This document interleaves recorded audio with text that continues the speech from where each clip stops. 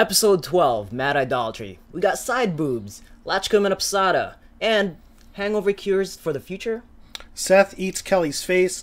Kelly has her own religion. And what does this mean for Kelly Meter?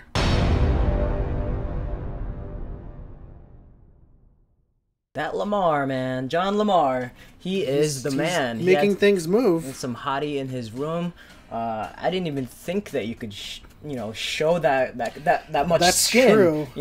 Lamar is in good shape, but that's then... that's the caveat to censorship. You can see side boob. You can see everything but that one part. Yeah. You can see butts. You can see all of that, but that one part is just sacrilege to TV. I think they just need to get over it. Like you can it's see a little bit you can prudish. see Lamar's nipples. Like, what's wrong with seeing a woman's nipples? Exactly.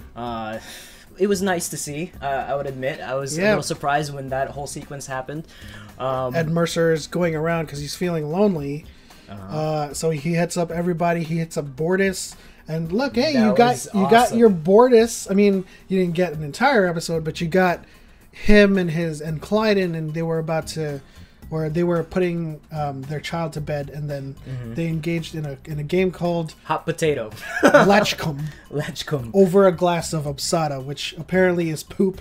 And it's a parasitic drink that, I don't know, has this amazing effects, according to the Mocklins. Yeah, the Mocklin culture is definitely very interesting. And then they started playing Hot Potato and ended up impaling his hand. And at that moment, I bursted out in laughter because we knew something was going to happen. Like, what is this game that they're playing? Oh, it's just Hot Potato. It's going to explode because, Mocklins are not humans, so they could withstand a couple of things. Yeah, their stomachs are tanks. Yeah, and then it impales Ed's hand, and then it proceeds to this scene where I was just like, don't call her. Don't call her. Oh!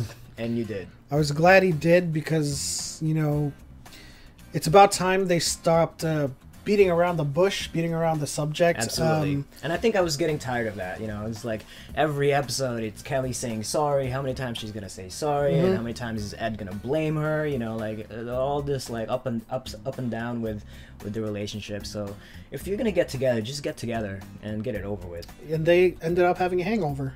Yeah, and that was really interesting because last night was my wife's company party, and I decided to go out and call it a rager, I guess. Let's rage. Just a lot of alcoholic rage inside me, and I woke up this morning trying to figure out the best hangover cure. Now there is this drink from Japan called Yukon, and you drink it beforehand. Before you go out, and then usually you wake up and it's not as bad of a hangover as you would. But I'm older now, so hangovers are awful, and so I wake up, I'm like, oh, I got some Vienna sausages. I'm gonna make some ramen and make the spicy ramen and see if that does the trick. And did it do the trick? While I was eating.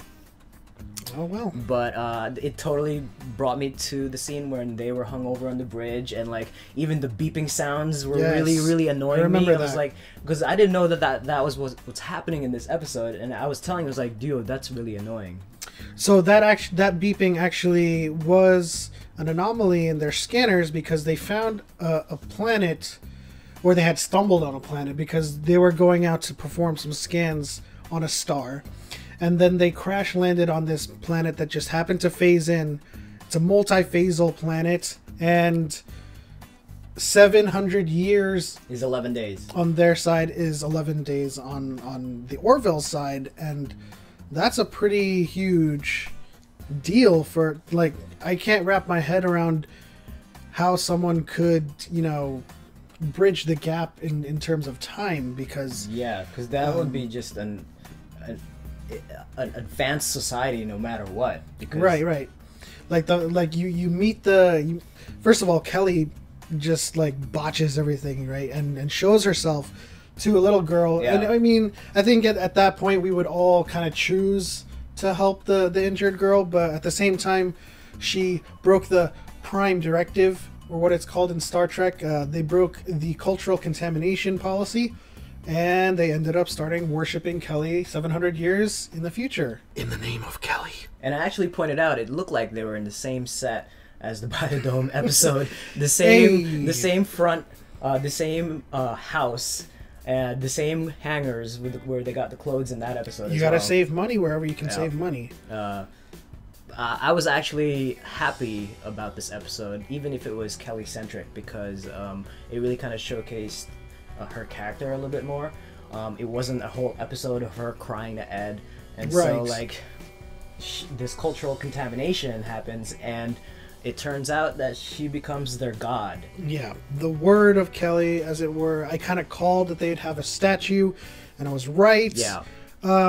So she tries to fix everything by going into the culture yet again and exposing herself and just saying, listen, I'm not a god, I bleed, this is just a machine that heals.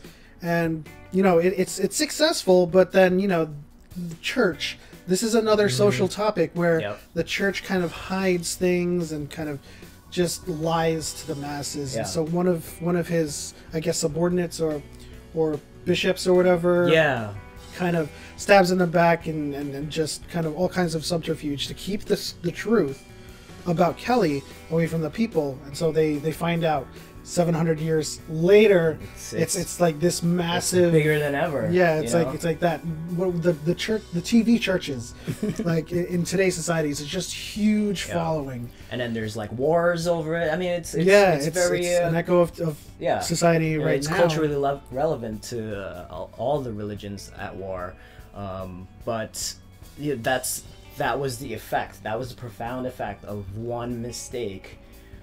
In the, I guess it was the Stone Ages or the Bronze Age, the Bronze Age, or the cavemen or whatever. So I mean, it turns out that to fix her mistake, Isaac has to go on the other side and live there for 7 centuries. Yep. And he kind of says to himself and to the crew that it's only 700 seconds to him. I can't fathom how that would feel. I mean, I even suggested that Isaac would come back with like vengeance in his eyes, be like, I hate you for making me do it. You told me that he doesn't have that emotion, but like I can't imagine sacrificing myself to live out 700 years, let alone, you know, a couple. Well, that's because you have emotion. You know, Isaac is not human, and so he does not experience those emotions. So he was just like, what's 700 years? Like I can last for centuries or millennials. Millenniums. Millennia.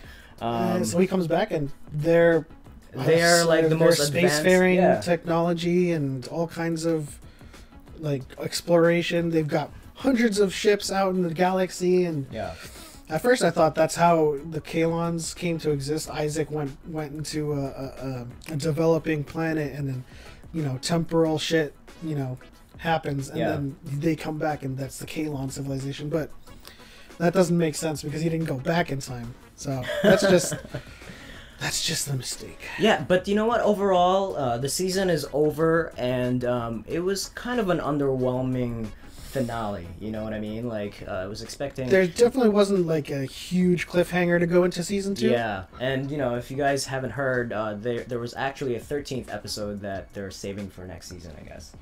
I guess so. I mean, I would have liked an episode that had a bigger cliffhanger, but at the same time, I every time that happens, I'm just like, oh, I have to wait. Yeah. And sometimes, you know, in a show like this, and in a show like Star Trek, it never really was pertinent to have that kind of cliffhanger. Right. And so we can always just look forward to season 2 as the story just continues. Yeah, and I think I'm just a little bit spoiled with one of my favorite shows with having a grand finale as their last episode. Like, I mean, Game of Thrones always brings it, and Van Helsing, the last season. I feel like Game of Thrones has a cliffhanger every episode. Yeah, I think so. Yeah, I mean, that production value is just something I'm spoiled with, so I expected something a little bit bigger for this one, but it was a good episode. It was still a good episode. I mean, just the thought, or just thinking about what kind of universe that is with that planet going through centuries. I'm thinking of about development in a span of days. Yeah, I'm thinking about where that society, where that civilization is going to be in a matter of 22 days from now, in a matter of like a couple of months, are they going to start ruling the universe that's over on the Orville side, because they've advanced so much on one side in their home universe, and then they come to our side having advanced centuries in technology and all kinds of discovery, and they may even become the most advanced civilization in front of Kalon's. Yeah, I mean that's the advantage of a show like the Orville. Like, you have an episode and then you forget about it. You know, it's like you have this episode with the biodome, you never know what happened to the biodome, so you just move forward to the next episode. What happens to this society? So you're saying it's inconsequential to the overarching story? Yeah, I mean, I don't even think there's an overarching story for the Orville. I think it's just like every episode is special and unique on its own, and they don't need to answer those questions, you know. Okay. So VIP for this episode and for the finale, I would have to say VIP. Yeah. MVP. MVP of this episode, for me, is Isaac. He gave up a lot to fix Kelly's mistake, and although Kelly did a good job in this episode, she tried to fix it. She kind of made it even worse, but it wasn't her fault that it was made worse, because of that guy who killed that Archbishop.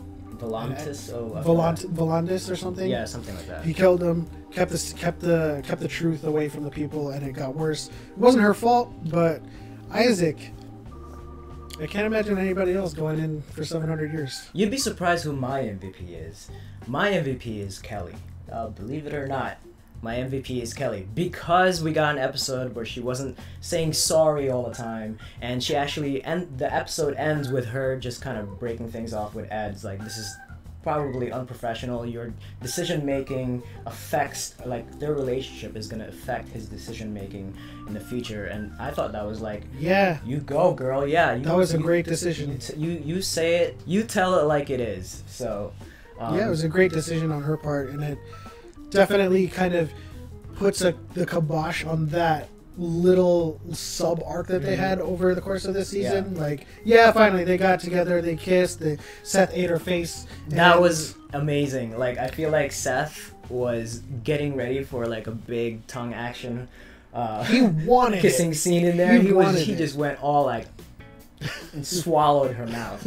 That was funny. Yeah, but that's over now. So they got together, they expressed their feelings, it's all out of there, and now they can't be together because it's going to affect the way Orville operates and all the stuff that happens in the crew and stuff. Anyways, that'll wrap up this episode review of the Orville. We don't know when season 2 is airing, but it's definitely going to be a doozy. And you guys have been leaving comments in our last episode on some shows that we were looking at. Like, I put Future Man, maybe one, but that's a binge kind of thing that's available for Hulu. Some have said X-Files is coming out soon. Black Lightning, Black Mirror was on the list as well. There's a lot. There's a lot. I mean, we're watching Vikings too. I mean, have you seen the first 2 episodes of Vikings no, yet? It's actually really good. I just finished season 4. Yeah. I got through that, spoiler alert, Ragnar's dead in the snake pit, and then now his sons are taking the mantle, so I have to start season 5. There's a lot of TV. I mean, there's also Alita Battle Angel. Premiered that trailer. I think if a trailer kind of premieres on Sundays, we should do a reaction to it. Yeah. Just to give our kind of sense of excitement and hype. Let's do an episode on it. Yeah, we'll do an episode on Battle Angel. And look out for that. All right, that'll do it for us this week. We'll talk to you next time.